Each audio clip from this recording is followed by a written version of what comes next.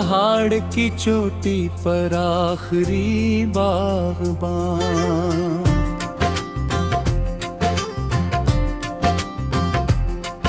बदलों से बातें करते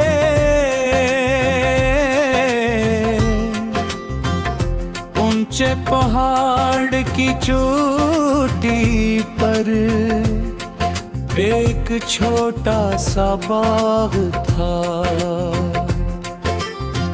बाग इतना आसान नहीं था क्योंकि रास्ता पथरीला, अंध और बल खाता हुआ था। मगर जो भी इस सफर की मशक्कत बर्दाश्त कर लेता, इसे ऐसी खूबसूरती नसीब होती जो अल्फाज में बयान करना मुश्किल थी।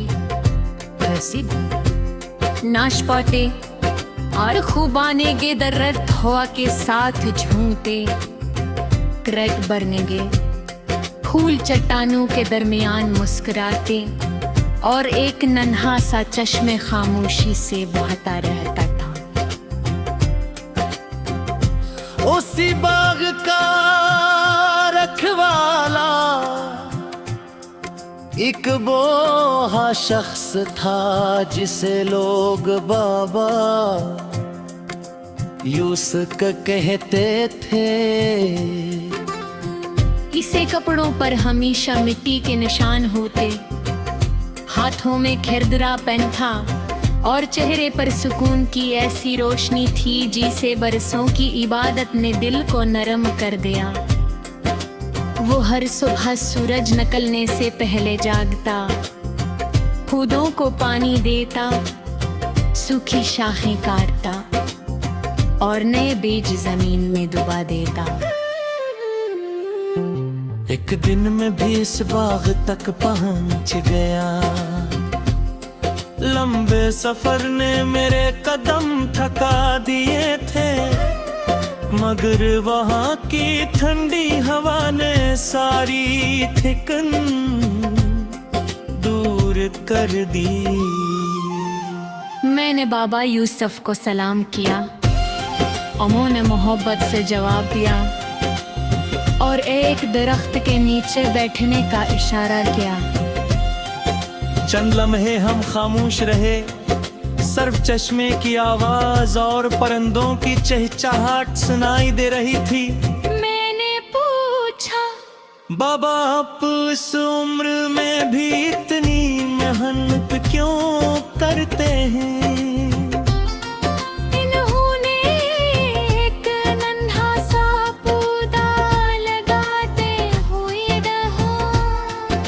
दरख्त अपने नहीं अंगते, वो आने वालों के लिए साया छोड़ जाते हैं। ये जुमला मेरे दिल में उतर गया। उसी दौरान एक मुसाफिर बाग में आया।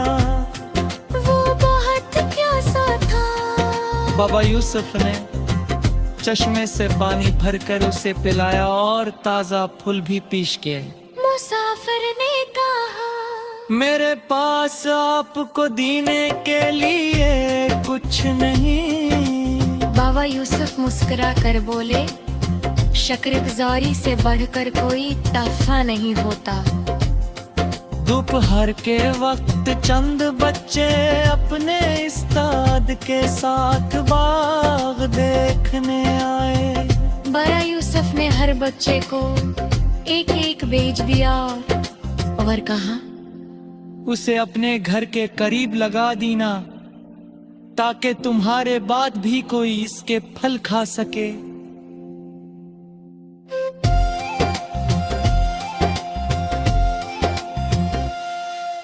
बच्चों ने खुशी से बीज संभालिए। मैंने पूछा, अगर ये बीज ना आगे तो वो धोले।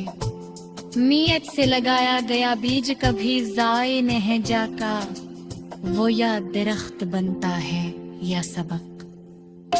शाम ढलने लगी, सूरज पहाड़ों के पीछे तैरने गा और आसमान सुनगी रंगों से भर गया।